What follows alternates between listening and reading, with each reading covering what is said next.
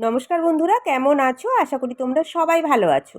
আজকের ভিডিওতে আমি তোমাদের দেখাবো ব্রা কাট ব্লাউজের সামনের পার্ট কিভাবে সেলাই করতে হয়। শুধুমাত্র তোমাদের সামনের পার্ট সেলাই করে দেখাবো, অনেক রকম ছোট ছোট টিপস দিয়ে সেলাই করে দেখাবো, অনেক খুঁটিনাটি তোমাদের সমস্যার সমাধানও করে দেখাবো। তার জন্য সম্পূর্ণ ভিডিও কিন্তু দেখো। আর একটা কথা, যদি এই ধরনের ব্লাউজ তোমরা পুজোর আগে সুন্দরভাবে শিখতে চাও, তাহলে আমার সামনের জুলাই মাস থেকে অনলাইন কোর্স শুরু হচ্ছে। শুধুমাত্র ব্লাউজের কোর্স, 6 রকম টাইপসের ব্লাউজ শেখানো হবে। 2 মাসের কোর্স, মাত্র 1000 টাকা ফিস থাকবে। এরপরেও বিস্তারিত জানতে কিন্তু তোমরা স্ক্রিনে দেওয়া নাম্বারে আমার সাথে যোগাযোগ করতে পারো। আর তোমরা যদি আমার আশেপাশে থাকো, অফলাইন ক্লাসের জন্যও কিন্তু যোগাযোগ করতে পারো। আমার বাড়ি উত্তর 24 পরগনা, বরানগর, কলকাতা। চলো তাহলে দেখে নিই। দেখো তাহলে সামনের পার্টের 1 নম্বর পার্ট আর 2 নম্বর পার্ট আমি এইভাবে রেখেছি। যেমনভাবে রেখেছি তোমরা কিন্তু ঠিক এইভাবেই রাখবে। এরপর যেটা করবে, 1 নম্বর পার্টের দুটো সরু দিক মিডিলে থাকবে আর চওড়া দিকগুলো দুটো সাইডে থাকবে। আর 2 নম্বর পার্টেরও সরু দিক মিডিলে থাকবে আর চওড়া দিক দুটো সাইডে থাকবে। ঠিক এইভাবেই কিন্তু তোমরা রাখবে। রাখার পর কিন্তু প্রথমে আমি একটা খাপ তোমাদের সেলাই করে দেখাবো। 2 নম্বর পার্টের ওপর 1 নম্বর পার্ট এইভাবে সোজা পার্টের ওপর সোজা পার্ট উঠিয়ে রাখবো। রাখার পর যেই সাইডে আমাদের হুক আর হুকের ঘর হবে, ওই সাইডের দিকটা কিন্তু সমান রাখতে হবে। সমান রেখে অপর সাইড পর্যন্ত আমাদেরকে সোজা করে সেলাই করে নিতে হবে। 1/2 ইঞ্চি কাপড় ধরে এইভাবে সমান করে সেলাই করে নেব। ডবল সেলাই দিয়ে নেব। এরপর দেখো খাপটা সোজা করে নেব। সোজা করে নেওয়ার পর খাপের মিডিলে কিন্তু আমাদের টেকিং দিতে হবে। 2 নম্বর পাটেই কিন্তু টেকিংটা দিতে হবে। খাপটাকে কিন্তু এইভাবে মিডিল বরাবর তোমরা ভাঁজ করে নেবে। নেওয়ার পর মিডিলে টেকিংটা দিতে হবে। 1/2 ইঞ্চি বরাবর টেকিং দেবো আর মিডিলে যে সেলাইটা রয়েছে ওই সেলাই পর্যন্ত কিন্তু টেকিংটা দিয়ে উঠে আসতে হবে। ডবল সেলাই কিন্তু এখানে তোমরা দিয়ে নেবে। দেখো তাহলে টেকিংটা সেলাই করে নিয়েছি। এরপর খাপটা সোজা করে দেখাচ্ছি। দেখো টেকিংটা অনেক সময় এইভাবে সেলাই করার পর খাপের যে মিডিলটা রয়েছে, দেখো এই খাপের মিডিলটা না এখানে কিন্তু একটু সূচ হয়ে থাকে। এই সূচালো অংশটা কিন্তু অনেকে পছন্দ করে না। তার জন্য তোমরা যেটা করবে, এই মিডিল বরাবর ধরে দেখো টেকিংয়ের কাপড়টা ধরে একেবারে 1 থেকে 2 সুতের মতো কাপড়, দেখো একেবারে হালকা, বেশি করে কিন্তু সেলাই দেবে না, তাহলে কিন্তু খাপ চেপে যাবে। একেবারে হালকা 2 সুতের মতো কাপড় ধরে একটু সেলাই করে নেবে, তাহলে কিন্তু সোচালো ভাবটা থাকবে না। খাপের ফিনিশিংটা কিন্তু ভালো আসবে। অনেকে কিন্তু সুচালো ভাবটা পছন্দ করে না। দেখো ফিনিশিংটা কত ভালো এসেছে। এইভাবেই কিন্তু তোমরা সেলাইটা করে নেবে। চলো তাহলে একটা খাপ আমাদের রেডি হয়ে গেছে। এরপর অপর সাইডের খাপটাও রেডি করে নেব। এইভাবে দেখো দুটো পার্ট রাখতে হবে। আর এই খাপের মধ্যে কিন্তু আমি প্রথমে টেকিংটা সেলাই করে নেব। 2 নম্বর পার্টের সরু দিক ডান দিকে আর চওড়া দিক বাম দিকে রাখবো। রাখার পর 2 নম্বর পার্ট মিডিল বরাবর এইভাবে ভাঁজ করে নেব। নেওয়ার পর 1/2 ইঞ্চি কাপড় ধরে টেকিংটা দিয়ে নেব।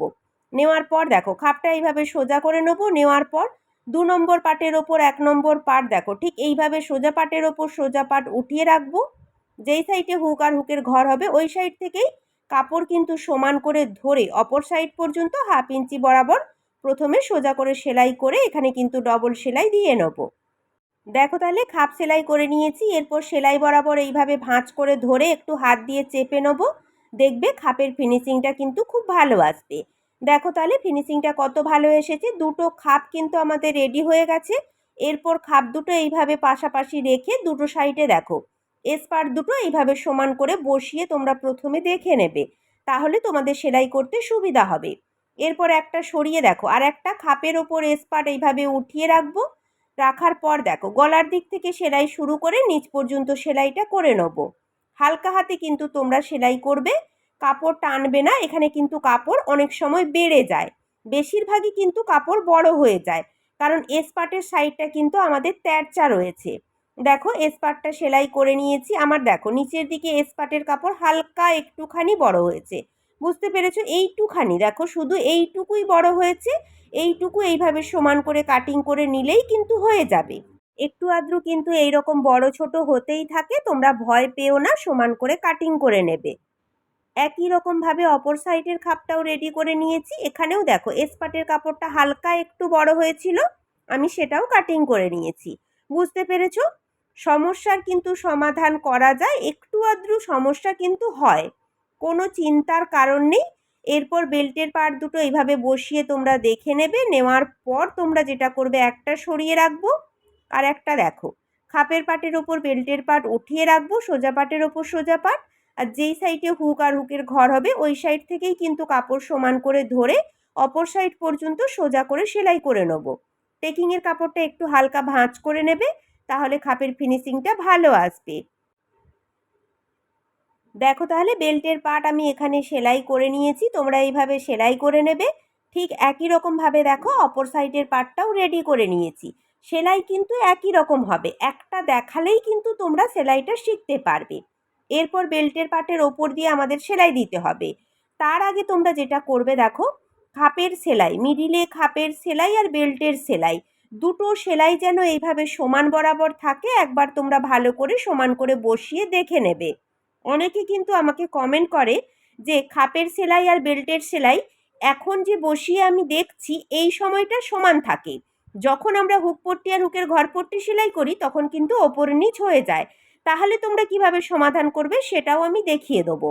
এরপর দেখো বেল্টের ওপর দিয়ে অবশ্যই কিন্তু দুটো করে চাপ সেলাই দেবে, তাহলে কিন্তু দেখতে খুব সুন্দর লাগবে। দুটো সাইডেই দেখো আমি কিন্তু চাপ সেলাই দিয়ে নিয়েছি। এরপর সেলাই করে নেবো হুক পট্টি আর হুকের ঘর পট্টি। হুক পট্টির জন্য নিয়েছি 2 ইঞ্চি চওড়া পট্টি, আর হুকের ঘর পট্টির জন্য নিয়েছি 5 ইঞ্চি চওড়া পট্টি। তোমরা এখানে 5 ইঞ্চি 4 ইঞ্চি নিতে পারো, একটু চওড়া করে দিলে কিন্তু দেখতে বেশি ভালো লাগে। তোমরা কিন্তু তোমাদের মতো নিয়ে নিও। আমাদের বাম সাইডে হবে হুকের ঘর আর ডান সাইডে হবে হুক। তোমরা কিন্তু একটু ভালো করে তোমাদের দিকে ঘুরিয়ে দেখে তারপর কিন্তু পট্টিগুলো লাগাবে। অনেক সময় কিন্তু পট্টি তোমাদের একটু উল্টো পাল্টা হয়ে যায় নতুন হয়ে থাকলে, তাই একটু ভালো করে দেখে নিও। এরপর দেখো হুক পট্টি প্রথমে রেডি করে নেবো। ব্লাউজটা সোজা সাইডে রাখবো আর হুকের পট্টির কাপড়টা দেখো ডবল ভাঁজে ভাঁজ করে নেবো। নেওয়ার পর সোজা সাইডের ওপর এইভাবে বসিয়ে সোজা করে প্রথমে সেলাই করে নেবো। তার আগে একটু ভালো করে তোমরা দেখে নাও, পেছনে যে খাপের সেলাইটা করেছিলাম, খাপের সেলাইয়ের যে কাপড়টা কিন্তু এক সাইডে রাখার চেষ্টা করবে। দেখো এই সাইডের কাপড়টা যেমন নিচের দিকে রয়েছে, এই সাইডের কাপড়টা যেন ওপর দিকে না থাকে। এই সাইডের কাপড়টাও কিন্তু তোমরা নিচের দিকে রাখবে। দুটো সাইডের কাপড় যদি দুদিকে থাকে সেলাইটা কিন্তু এঁকাবাঁকা হয়ে যায়, ফিনিশিং কিন্তু ভালো আসে না। দুটো সাইডের কাপড় একই সাইডে রাখার চেষ্টা করবে, তাহলে কিন্তু ফিনিশিংটা ভালো আসবে। এরপর সোজা করে সেলাই করে নেবো। সেলাই করার সময় দেখো মিডিলে যে খাপের সেলাই রয়েছে ওখানে কিন্তু তোমরা ছোট্ট করে একটা ভাঁজ দিয়ে নেবে, তাহলে পট্টিটা যখন ঘুরিয়ে সেলাই করবে ফিনিশিংটা কিন্তু ভালো আসবে। এরপর দেখো যেমনভাবে রয়েছে তেমনভাবে সোজা করে সেলাই করে নেব। এরপর দেখো পট্টির ওপর দিয়ে চাপ সেলাই দিয়ে নেব, অবশ্যই কিন্তু তোমরা চাপ সেলাই দিয়ে নেবে। এরপর ব্লাউজটা উল্টো সাইডে ঘুরিয়ে নেব। নেওয়ার পর দেখো পট্টির কাপড় এইভাবে উল্টো সাইডে ঘুরিয়ে পট্টির সাইড দিয়ে সোজা করে সেলাই করে নেব। এখানে আমি মেশিন সেলাই দিয়ে নিচ্ছি, তোমরা চাইলে কিন্তু এখানে হেম সেলাইও দিতে পারো। দেখো তাহলে সোজা করে সেলাই করে নিয়েছি। হুক পট্টি কিন্তু আমাদের রেডি হয়ে গেছে। এরপর যদি ওপর নিচে কাপড় একটু বেশি থাকে সমান করে তোমরা কাটিং করে নেবে। এরপর হুকের ঘর পট্টি সেলাই করে নেবো। তার আগে দেখো ব্লাউজটা উল্টো সাইডে রাখবো, আর ঠিক একই রকমভাবে কিন্তু ভেতরের সেলাইয়ের কাপড় একই দিকে রাখবে। রাখার পর পট্টি ডবল ভাঁজে ভাঁজ করে এইভাবে প্রথমে সোজা করে সেলাই করে নেবো। এরপর ব্লাউজটা সোজা সাইডে ঘুরিয়ে নেবো। ঘুরিয়ে নেওয়ার পর দেখো সেলাইয়ের এক্সট্রা কাপড় কিন্তু একটু হাত দিয়ে প্লেন করে ভেতর দিকে রাখবে। এরপর পট্টির কাপড় ভাঁজ করে এইভাবে সেলাইটাকে কিন্তু ঢেকে রাখতে হবে। ঢেকে রাখার পর সোজা করে সেলাই করতে হবে। তার আগে দেখো তোমরা যেটা করবে, এইভাবে রেখে প্রথমে পিন দিয়ে তোমরা আটকে নেবে, সেলাই কিন্তু করবে না। সেলাই করার আগে যেটা করবে এইভাবে পিন দিয়ে আটকে অপর সাইডের পার্টটা নিয়ে নেবে। নেওয়ার পর দেখো ওই পার্টের ওপর এইভাবে উঠিয়ে রাখবে। উঠিয়ে রাখার পর মিডিলে খাপের সেলাই আর এখানে নিচে বেল্টের সেলাই, দুটো সেলাই সমান আছে কিনা তোমরা একবার ভালো করে চেক করে দেখে নেবে। যদি সমান থাকে তাহলে তো খুবই ভালো, আর যদি অসমান হয়ে যায় তাহলে কিন্তু এখানেই তোমাদের ঠিক করে নিতে হবে। প্রথমে হুক পট্টি রেডি করে নেবে। রেডি করে নেওয়ার পর হুকের ঘর পট্টির একটা সেলাই দিয়ে পট্টিটা সোজা সাইডে ঘুরিয়ে পিন দিয়ে আটকে প্রথমে তোমরা দেখে নেবে।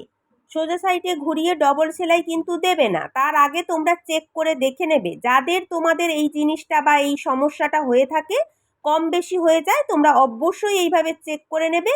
যদি কোনো কারণে কম বেশি হয়ে যায় এখানেই কিন্তু তোমাদের সেলাইটা করতে হবে। আর যদি ডবল সেলাই দিয়ে নাও তারপর যদি দেখো যে কম বেশি হয়ে গেছে, অনেক সেলাই খুলে কিন্তু তোমাদের ঠিক করতে হবে। আর তোমরা অনেকে ঠিক করতে চাও না, ঠিক না করলে কিন্তু দেখতেও ভালো লাগে না। এরপর দেখো এই যে খাপের সেলাইটা রয়েছে, খাপের সেলাইয়ের কাজ পর্যন্ত তোমাদেরকে এই যে পট্টিটা সেলাই করেছি পট্টিটা কিন্তু খুলে নিতে হবে। পুরোটা না খুললেও অর্ধেকটা খুলে নেবে। নেওয়ার পর খাপের কাছেই তোমাদেরকে কম বেশিটা ঠিক করে নিতে হবে। নেওয়ার পর পট্টির কাপড় উল্টো সাইডে ঘুরিয়ে ডবল সেলাই দিয়ে সোজা করে সেলাই করে নিলেই কিন্তু হয়ে যাবে। বুঝতে পেরেছো? এখানেই কিন্তু তোমাদের সমস্যার সমাধানটা করতে হবে। আমি কিন্তু তোমাদের ভালো করে বোঝানোর চেষ্টা করেছি, আশা করি বুঝতে পেরেছো। তাতেও অসুবিধা হলে একটু ভালো করে দেখো। এরপর পট্টির ওপর দিয়ে সোজা করে সেলাই করে নেবো। অবশ্যই কিন্তু নিচের সেলাইটা তোমরা ঢেকে রাখবে যেন সেলাইটা না দেখা যায়। এরপর ওপর নিচ এক্সট্রা কাপড় কাটিং করে ওর পাশ দিয়ে আরও একটা সেলাই করে নেবো। চলো তাহলে সামনের পাটের সম্পূর্ণ পার্ট কিন্তু আমার সেলাই করা কমপ্লিট হয়ে গেছে। ব্রা কাট ব্লাউজের যে সামনের পার্ট হয় আমার কিন্তু সামনের পার্ট কমপ্লিট। যেমনভাবে তোমাদের সেলাই করে দেখালাম আশা করি এইভাবে সেলাই করে দেখো, তোমাদের কোনো সমস্যা হবে না।